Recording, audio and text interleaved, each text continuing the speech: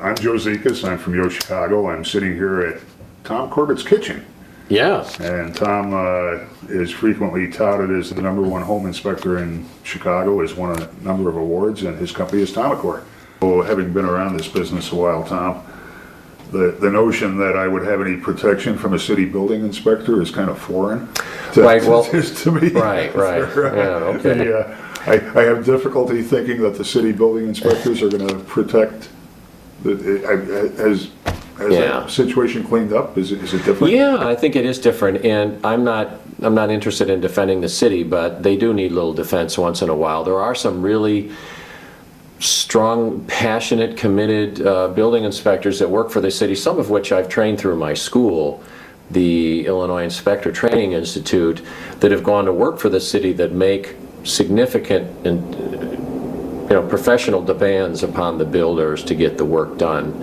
So the city may be underfunded or may not have enough inspectors. I don't know that. I do know that we are not seeing certificates of occupancy, and oftentimes we do not see published or posted building permits.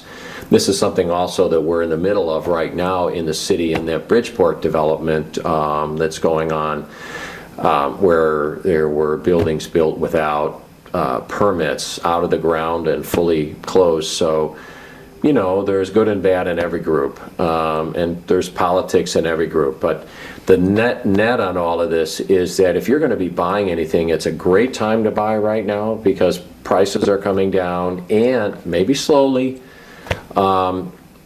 And we're finding our clients getting the best leverage out of our advice and the deficiencies that we find because we put dollar figures next to them.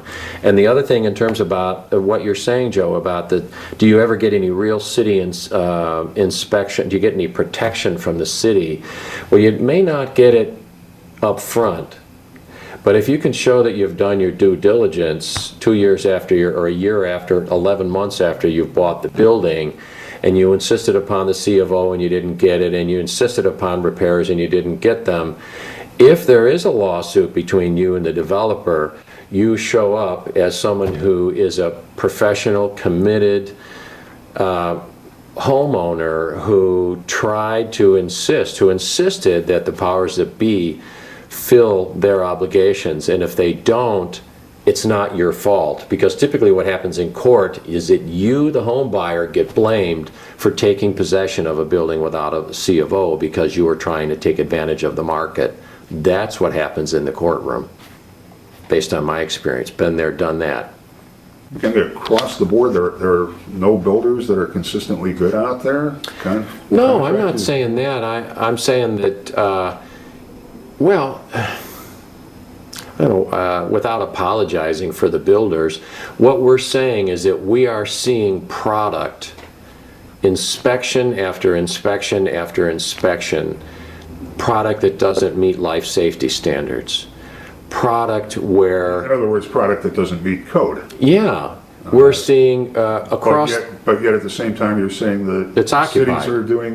City is doing its job. You seem to be talking out of both sides of your mouth. Well, we're seeing property if the building inspectors are doing a good job, how do you have completed buildings that aren't meeting code? The only answer that I have for that I've come to understand is that the building inspectors that are out there are with the city are totally overbooked and over appointmented. They just don't have time to get to all of the projects that they should be going to. So that's what I'm seeing happen. Is that because they're busy collecting envelopes full of cash and spending it, or because there aren't enough of them? I don't know. It's a very provocative question, but I don't have any knowledge of anybody ever taking any money. I've had people offer me money. I've had people offer me schooling for my children, developers on a big sale with a lot of environmental problems. They asked if my kids wanted to go to a private school, but I don't know anything about any city. And I think the intention of the city is basically well grounded, and I think the city's intention is pro-consumer. It's just in the playing out of what's happening.